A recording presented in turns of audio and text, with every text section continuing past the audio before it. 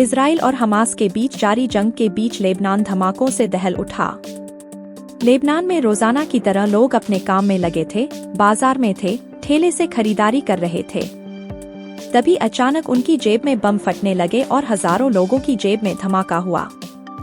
जब तक लोग समझ पाते कि क्या हो रहा है, तब तक पेजर बम तबाही मचा चुका था।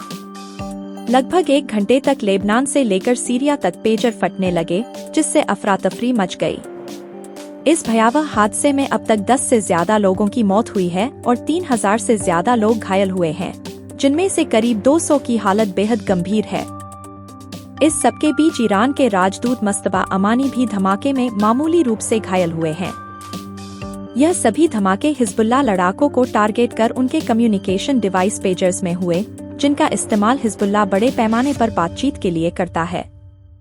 हालांकि लेबनान में आम जनता भी पेजर डिवाइसों का इस्तेमाल करती है, इसलिए आम लोग भी इन धमाकों की चपेट में आ गए।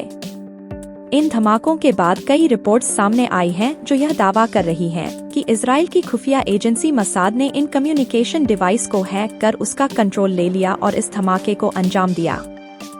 लेबनान में हुए इस धमाके ने मिडिल ईस्ट और पश्चिम में हालात को बेहद संवेदनशील और तनावपूर्ण कर दिया है।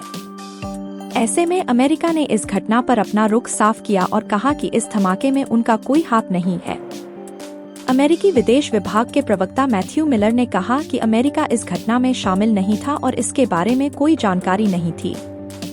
दूसरी तरफ हिजबुल्लाह इस हमले के लिए इजराइल को जिम्मेदार मानता है, लेकिन इजराइल ने इस पर कोई प्रतिक्रिया नहीं दी। वहीं लेबनान सरकार ने सभी लोगों से तुरंत पेजर फेंकने की अपील की है। पेजर एक ऐसी डिवाइस है जो किसी सॉफ्टवेयर से कनेक्ट नहीं होती है और इसे बाहर से ही ऑपरेट किया जा सकता है। टेक एक्सपर्ट्स हैरान हैं कि आखिर पेजर में ब्लास्ट कैसे हुआ। उनका मानना है कि पेजर में धमाका तभी हो सकता है जब इसके साथ छेड़छाड़ की गई हो, लेकिन इतनी बड़ी संख्या में पेजर के साथ छेड़छाड़ करना असंभव है। फिलहाल लेबनान सरकार इस बात की जांच करा रही है कि इतने बड़े पैमाने पर पेजर में ब्लास्ट कैसे हुआ।